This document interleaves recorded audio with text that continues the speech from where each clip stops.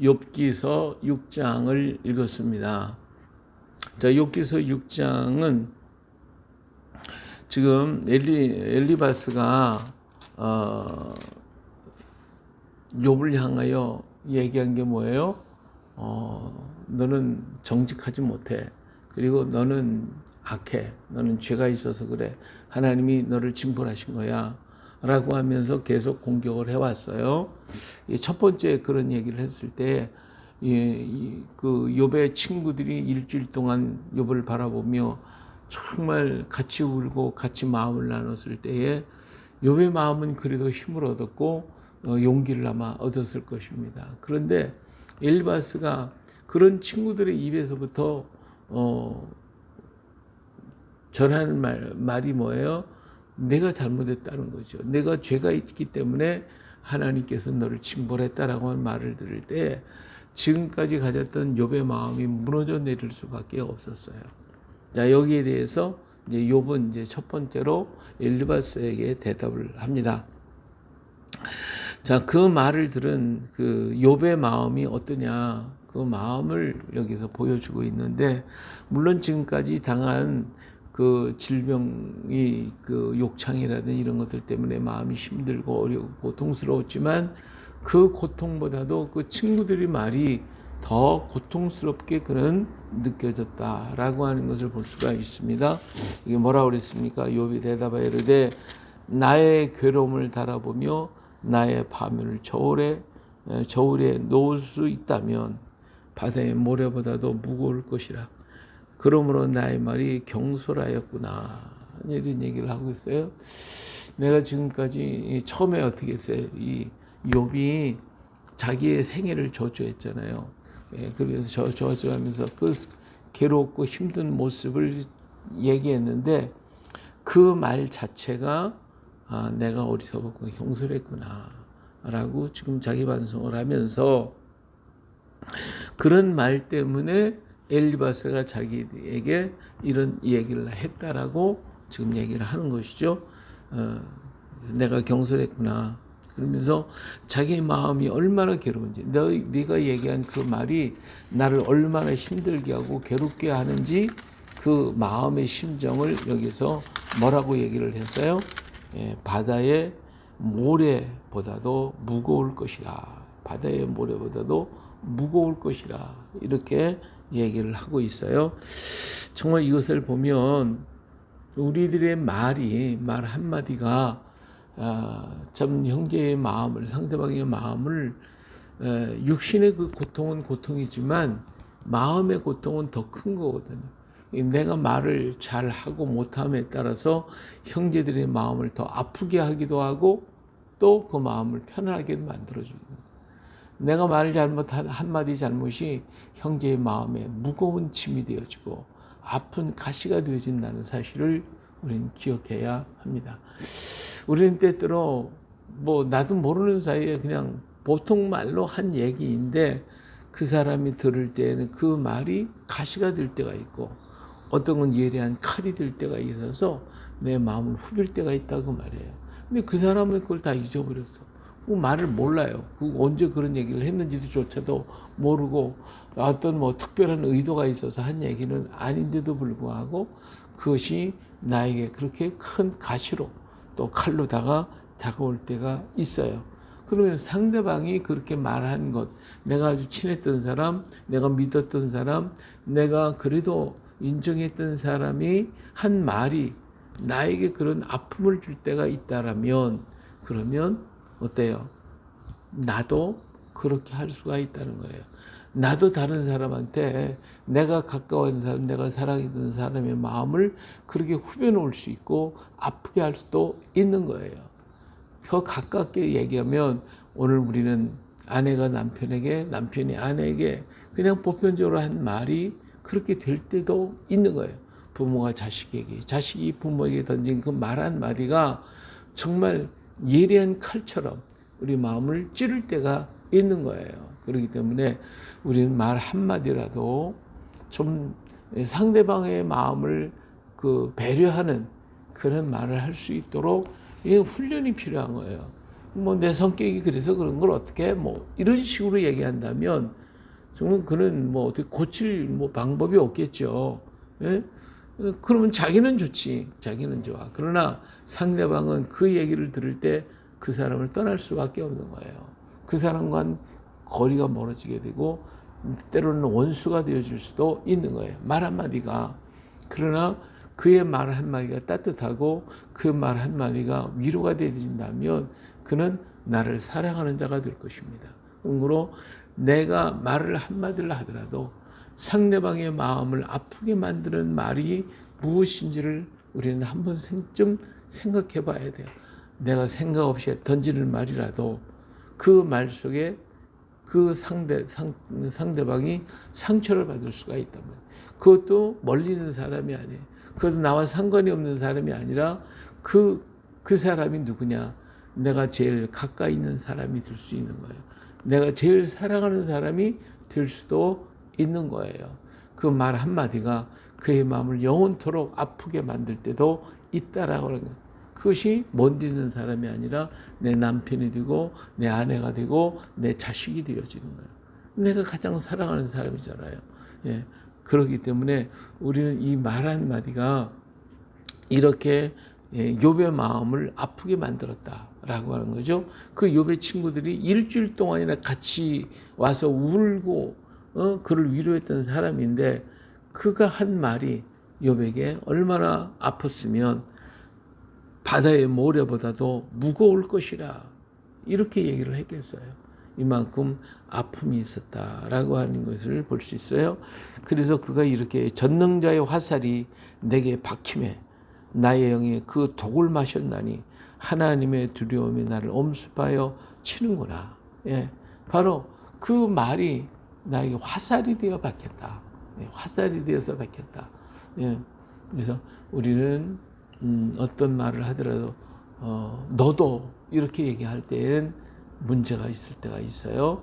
어떤 사건을 얘기할 때도 어떤 문제가 있을 때 거기에 너도라고 하는 것을 집어넣으면 이것이 문제가 되어지는 거예요. 너도가 아니라 우리는 사건은 사건으로 끝나는 거예요. 어떤 문제에 대해서 얘기를 했으면 그 문제로 끝나야 되는 것이지 너도 너는 이런 식으로 거기에다가 그 사건의 어떤 문제 속에 같이 집어넣게 될 때에 문제가 심각해질 수가 있다라고 하는 거 그것을 우리는 기억해야 할 것입니다. 자, 여기서 욥은 이렇게 들나귀가 풀이 있으면 어찌 울겠으며 소가 꼴이 있으면 어찌 울겠느냐. 뭐 싱거운 것이 소금이 없이 먹히겠느냐. 뭐 이런 얘기를 하는 얘기는 뭐냐면 내가 왜 마음이 아프겠냐 이거. 내 마음이 왜 아프겠냐. 에? 너가 한 그 던진 그 말이 나를 이렇게 아프게 하는구나. 나를 힘들게 하는구나. 이렇게 얘기를 하고 있는 것을 볼 수가 있습니다. 그러면서 나의 간구를 누가 들어줄 것이며 나의 소원을 하나님이 허락하시랴. 이는 곧 나를 멸하시기를 기뻐하사 하나님이 그의 손을 들어 나를 끊어버리실 것이라. 그러할지라도 네가 말한 것처럼 내가 죄인이라면 하나님이 나를 멸하시고 나를 끊어버리실 것이다. 그러할지라도 내가 오히려 위로를 받고 그칠 줄 모르는 고통 가운데서 기뻐하는 것은 내가 거룩하신 이의 말씀을 거역하지 아니하였습니다. 하나님께서 정말 네가 말한 것처럼 내가 그런 큰 죄인이라면 하나님 나를 멸하실지라도 나는 기뻐하겠다. 나는 하나님을 원망하지 않겠다. 그러나 나는 거룩하신 이의 말씀을 거역하지 아니했다. 여기서 자기 변론을 하는 것이죠. 내가 무슨 기력이 있기에 기다리겠느냐. 내 마지막 어떠하기에 그저 참겠느냐. 나의 기력이 어찌 돌이 기력이 되겠느냐. 나의 살이 어찌 노쇠겠느냐. 나의 도움이 내 속에 없지 아니하냐. 나의 능력이 내게서 쫓겨나지 아니하였느냐. 이렇게 지금 자기가 당한 이 모든 것들이 내가 돌이냐, 내가 노쇠냐, 내 마음에 내가 이렇게 고통당하고 이런 병이 생기고 이런 문제가 생길 수도 있는 거다. 생길 수도 있는 거다. 내가 이것 때문에 하나님 원망하고 내가 하나님을 갖다가 말씀을 거역한 적 없다. 나는 돌이 아니고 나는 돛새가 아니야. 그러니까 내 몸에 이런 종기도 나올 수 있고 이런 몸도 생길 수가 있는 거야. 라고 지금 얘기를 하고 있는 거죠. 낙심한 자가 비록 전능자를 경외하기를 저버릴지라도 그의 친구로부터 동정을 받느니라.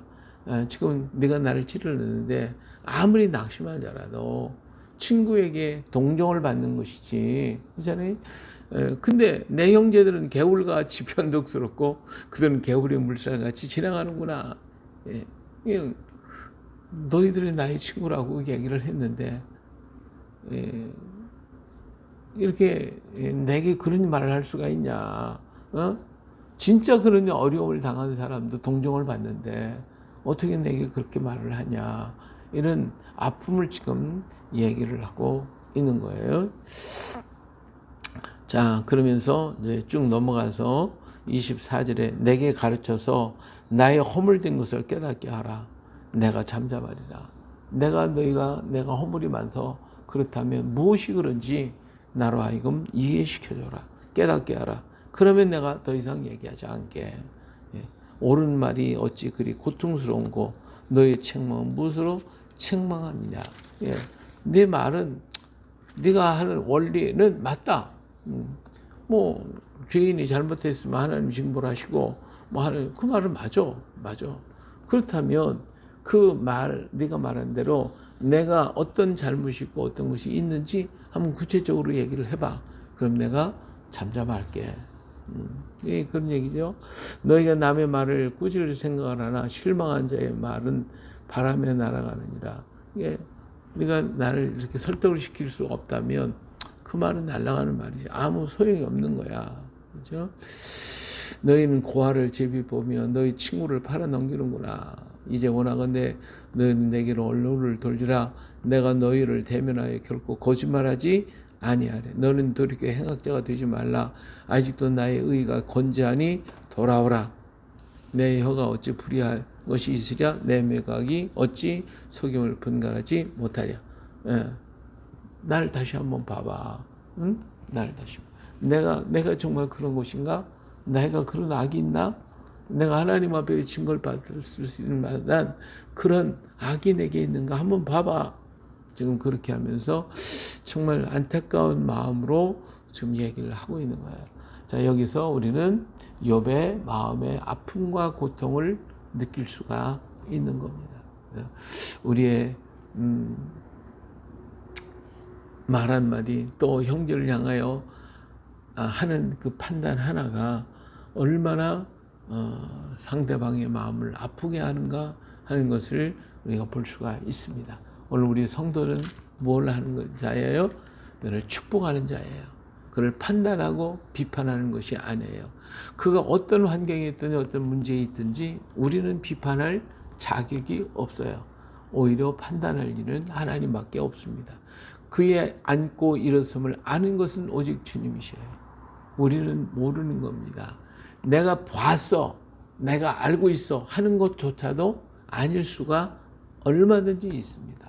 근데 그것을 가지고 마치 내가 다 아는 것처럼 얘기할 때가 얼마나 많습니까? 내가 봤는데, 그렇지만 그 보았다고 하는 그 자체도 일부를 볼 수 있는 것이고 잘못 볼 수도 있는 거예요.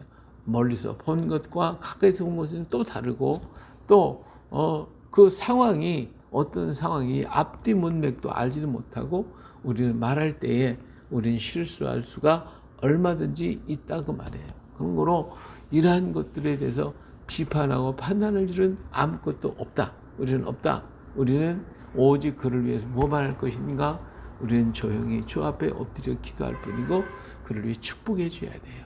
하나님, 저를 붙들어 주시고 저를 축복해 주시고 저를 강건케 하옵소서.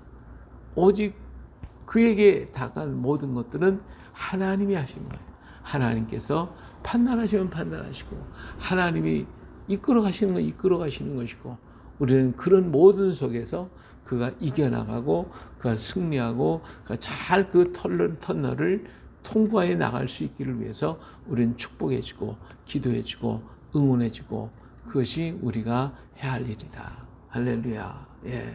그래서 나의 사랑하는 가족들, 나의 사랑하는 동료, 나의 사랑하는 이웃을 우리가 판단하고 비판할 것이 아니라 그를 위해서 격려해주고 그를 위해서 기도해주고 그를 축복해주는 그것이 내가 해야 할 것이다 라고 하는 것을 우리는 볼 수가 있습니다. 오늘 우리는 욥의 마음이 얼마나 힘들고 어려웠으면 육신의 고통보다도 마음의 아픔이 바다의 모래가 보다도 더 무겁다라고 하는 그 말을 할 수가 있었겠습니까? 오늘 또 그 말이 그런 모습이 다른 사람에게만 있는 게 아니라 내게도 올 수가 있고 나도 그렇게 다른 사람을 할 수 있다라고 하는 거 이걸 한 번 더 기억하면서 주님 앞에 내 자신을 드리고 하나님의 은혜를 다시 한 번 더 힘입는 우리 모두가 되시기를 예수님의 이름으로 축복합니다. 할렐루야.